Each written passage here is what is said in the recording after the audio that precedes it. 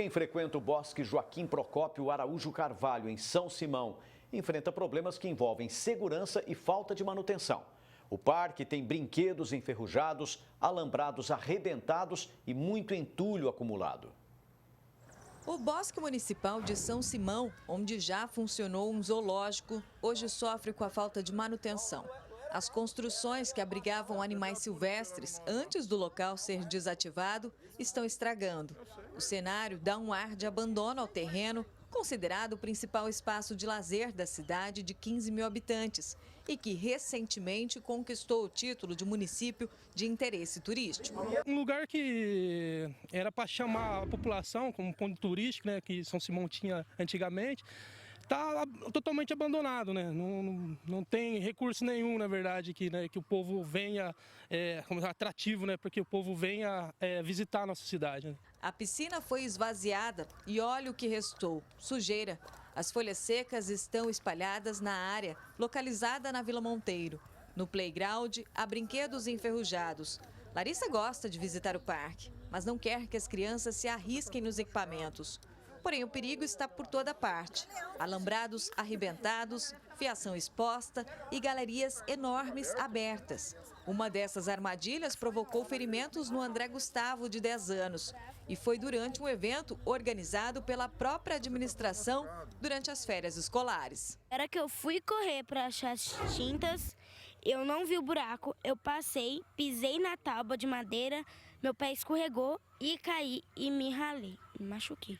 O que passa na cabeça de uma pessoa trazer um monte de criança para brincar num bosque nessa situação, né? Com os brinquedos tudo enferrujado, os brinquedos lá de concreto tudo quebrado, aqui esse monte de folha, um ponto de ter escorpião, uma criança pisar e não ver, porque uma criança com menos de 10 anos não aguenta uma picada de escorpião. Para todo lado também tem restos de materiais de construção. Telhas francesas produzidas no século XIX, bloquetes de concreto e postes para iluminação que deveriam ser usados em uma reforma do recinto. O risco de se encontrar animais peçonhentos é grande. São cobras e escorpiões que acabam invadindo as casas vizinhas. É muito rato, escorpião, cobra. Então, assim, a patroa liga na prefeitura, faz a cobrança da limpeza ali daquela área, não adianta. Ela que tem que arcar com o bolso dela mesmo de pagar jardineiro para estar limpando. E quando está em tempo de chuva e vento, as árvores parecem que vai cair do outro lado. Os espaços que antes eram atrações de lazer para o parque, como o lago com pedalinhos e o quiosque, também estão abandonados. A represa está tomada por plantas aquáticas e boa parte assoreada. É nítido que o estaleiro não recebe manutenção há muito tempo. Os banheiros estão sem condições de serem utilizados. O local é frequentado por usuários de drogas, conforme dizem os moradores, que reivindicam a revitalização do espaço. Está um lugar bem abandonado, né? Já foi bem melhor aqui. Hoje em dia, eu mesmo que sou fotógrafo, às vezes eu venho tirar umas fotos aqui e é bem difícil, assim, pela falta de zelo, né? Uma reforma até começou a ser realizada pela prefeitura. Porém, a empresa vencedora da licitação abandonou a obra. Segundo a administração municipal, a construtora já foi notificada e, no momento, o executivo aguarda o prazo legal para o rompimento do contrato. Fez aquilo ali, ó, para gastar dinheiro à toa. Se entra um malandro aí, cata uma criança, leva ali, ó, ninguém vê. Os guarda, quando é 8 horas da noite, a casinha tá fechada. Não existe guarda. Os guardas não andam no parque nem de dia e nem muito menos de noite. Aí fica difícil. Ficou difícil. Aqui tá uma pouca vergonha. Construíram um banheiro ali também, que já tem o banheiro antigo, que era só reformar. Fizeram um banheiro enorme ali, não sei pra quê, se já tinha o outro, que era só pôr um piso e pintar. E há quase 2 anos atrás, foi anunciado uma verba de R$280 mil, que era para a reforma do bosque, e ninguém sabe. Isso aí cabe ao Ministério Público, né? Para ver onde foi esse dinheiro e se ainda vai ser usado. Ximene Osório, de São Simão, para o Jornal da Clube. A Prefeitura de São Simão ainda informou que a aglomeração de terras na represa do Bosque se deve às fortes chuvas que atingiram a cidade em março e aguarda a liberação de verbas para obras de desassoreamento e diz também que a administração instalou no local a Guarda Municipal, visando a segurança do espaço e que tem investido em obras importantes para fomentar o turismo. Agora ela está ao vivo e tem mais informações, Ximene? Por cidade pequena com um verdadeiro tesouro natural desperdiçado. Boa tarde, Márcio. Qual o tamanho do prejuízo para São Simão ter um bosque daqueles abandonado? Isso não é um prejuízo só para São Simão, é um prejuízo para toda a região e para o mundo, porque um local como aquele, com aquela beleza natural que tem, sendo tratado com todo esse desdém, é uma calamidade, entendeu? É inadmissível que as prefeituras, o gestor público, trate patrimônios como esse com tanto pouco caso. Isso é inaceitável. Quer dizer, a cidade de São Simão ao deixar o local dessa maneira, não perde só em lazer, mas também em saúde e economia. Perde em tudo, né? Porque você perde na natureza quando você maltrata o patrimônio público, o patrimônio, principalmente um patrimônio como aquele, você traz prejuízos incalculáveis, quer dizer, todo mundo perde. Perde a cidade em economia, porque o turismo a gente sabe que é uma grande catapulta para desenvolvimento econômico, para geração de empregos, e na medida que você trata isso dessa forma, a cidade todinha perde. Quer dizer, poderia estar atraindo turistas, pessoas que vão gastar na cidade. Agora, isso não é um problema só de São Simão, isso é um processo recorrente no Brasil inteiro.